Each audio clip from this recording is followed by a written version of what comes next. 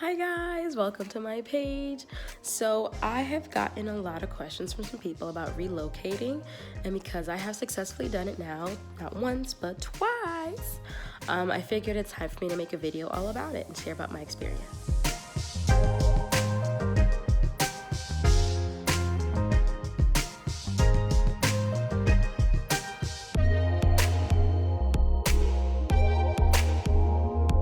So what I did was I said that I wanted to make sure that I had a shopping center nearby, so like Kroger's, or depending on where you were, ShopRite.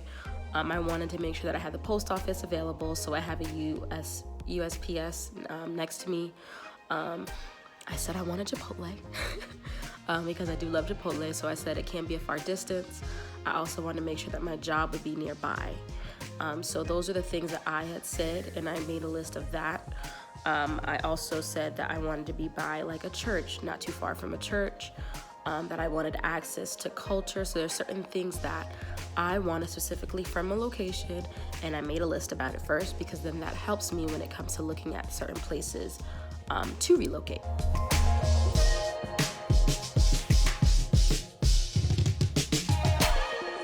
It's important to land an opportunity first before you move. Unless if you got safety money, as a cushion to support you while you try to find a job, it's very difficult, especially with a child. It is very difficult to transition into a place without a plan.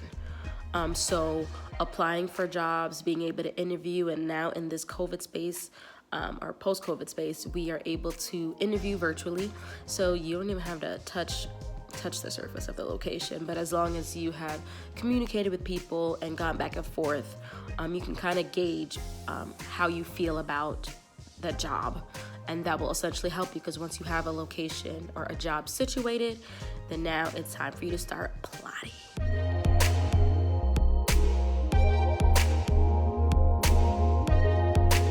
So I'm from New York. I'm not from New York City, I'm from Rockland County. So I went to college in upstate, and then after college I came back to Rockland County, and then I moved to Indianapolis, Indiana for my first job. My secret is I did not visit, I just moved. I packed my car, I drove out and I moved. Now, does that work for everybody? No. Did it work out for me in that instance? Yes. And moving to Georgia, I actually did visit. So my suggestion would be to visit the location if you can. If you can visit, probably get like an Airbnb for the weekend or a hotel for the weekend, and explore the city, see what it's like. What do you see? What is traffic like? I'm very big on culture and diversity. So do you see that where you go, or is it predominantly one, specific group of people? Are there churches? Are there not churches? Are there schools? Are there clubs, maybe who like to go out? Exploring the city is very helpful, unless if you want to be daring and bold like me and just to move. You can do that. And then when you move, then afterwards you can explore. Either way, explore the city.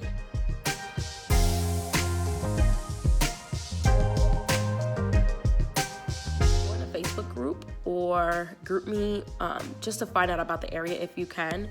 So with talking to people in the area, you can find out the ins and the outs. So I ended up, because I'm in an organization, I ended up communicating with my sorority sisters, and I went that route.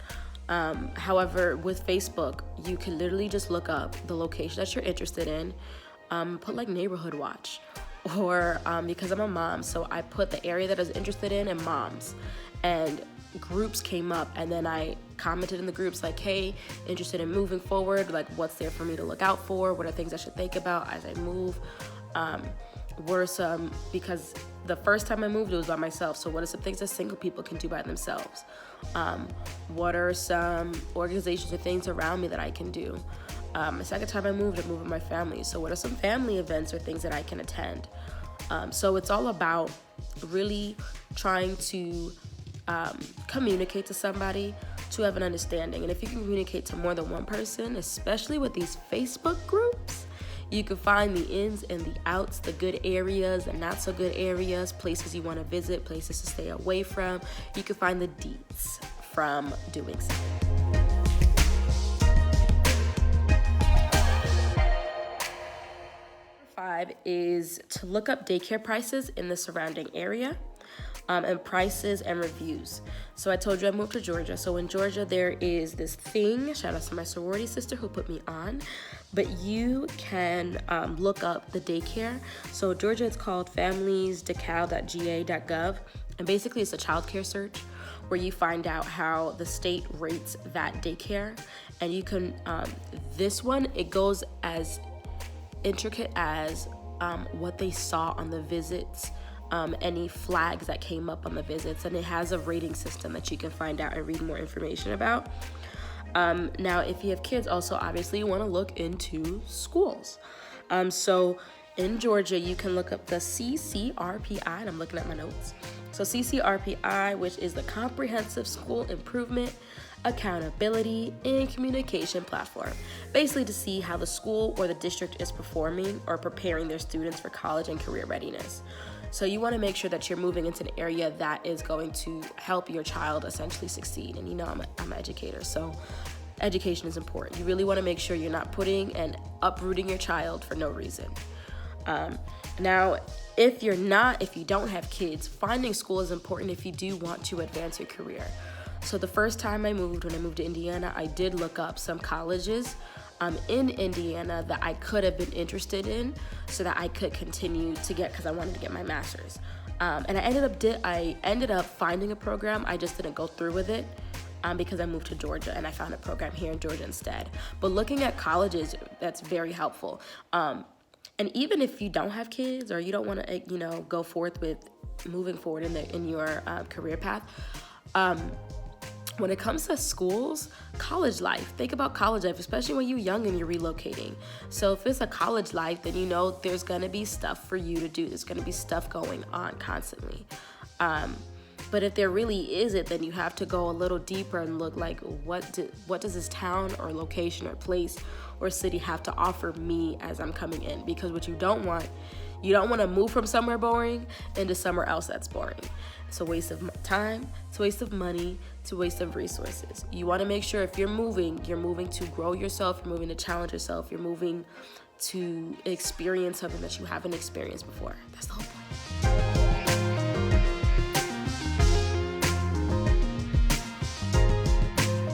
Now, housing is whatever that looks like for you. For me, the first time was obviously an apartment. And I will say, I was like, let me find the cheapest of the cheapest, not realizing that the cheapest of the cheapest happened to be in the hood. So be conscious of that. If you're looking for the low may or may not be safe. But have a budget range. What are you looking for? How much money, how much room space are you looking for? It's big in Georgia to rent houses, and I didn't do that here because I'm from New York and I didn't even think about that being a thing. But it's a thing down here. People rent homes. So if you want to do that, or even if you want to purchase the home, you want to make sure you have an idea, you have a goal of how much you want to spend, how many bedrooms, looking at the market, whatever that may look like for you, what you guys can afford, what you can't afford. If there's a possibility, you have a long-term goal, short-term goal. You want to make sure, though, that you secure the housing. A lot of places now, especially with COVID, really good when it comes to having tours online. So the apartment that I'm living in now in Georgia, we toured it online, signed the contract and everything, and then came here and then saw it, and it was like, well, you have no choice. When I was in Indiana, I actually stayed with a friend, which was very helpful. And with staying with that friend, I was then able to look around, and I had a goal. I had a list that I made of places that I wanted to visit, and then based on how I visited and how I felt and what I could afford, because I made a goal, that was how I ended up moving forth and paying the application fee and all that jazz. Now, if you're moving in the summer, there are a lot of summer deals, I will say, wink, wink. So summer deals are very helpful, especially if you are younger and you are relocating. It's very helpful, where it's like, oh, someone can recommend you, you get money, they get money. or like $300 off your first month. That happened with me again in Indiana, which is why it was perfect. And I don't regret my first apartment at all. Man, I paid almost $600, rounding off about $600, and then with utilities about $700 just by myself. That was Indiana. When I moved again, it was a little more because I was in a different area. So that's also important as well for housing, making sure that you're looking at the location specifically.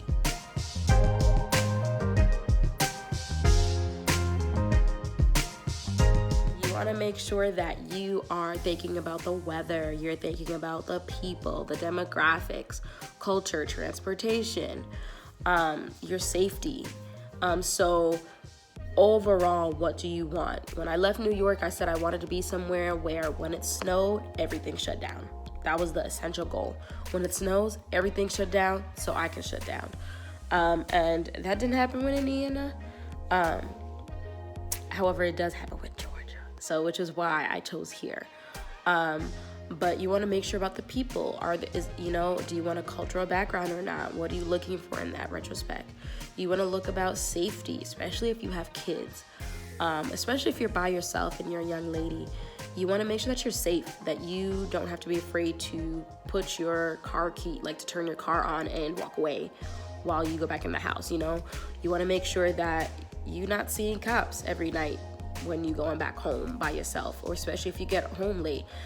So for me, being a teacher, I got off around 4 o'clock my first year, and food shopping afterwards, and I'd be home by 5, and it was fine until daylight savings came, and then it would get darker quicker, and I used to hear sirens at night, and like all of that comes into play in thinking about what do you want, how do you want to feel when you go home. When I say transportation, something I've learned is a lot of places with public transportation, they are bringing people in and people out. So that hint also indicates the safety. So where I'm currently at, that's not a thing here. So while I grew up using public transportation, I can understand living in a place without public transportation. There's less crimes. There's less people coming in and out. So it's helpful. You want to think about culture-wise. I grew up somewhere where I had Jamaican food. I had options, and I want to make sure wherever I was that I had the same options. So here I am now, and it's a melting pot. There are a lot of different cultures around me. It wasn't like that in Indiana where I was located. Had I had searched or waited, I probably, because I know now it's starting to progress in that area, in that area. And it's also about where you are as well. But culture was important for me.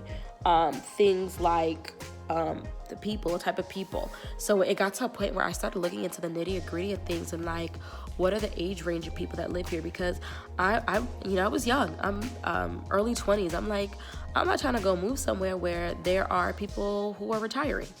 So am I going to find people at that point? I'm like, okay, I'm single. I want to date eventually. Like, I want to do these things. So am I going to find people in my age range to meet?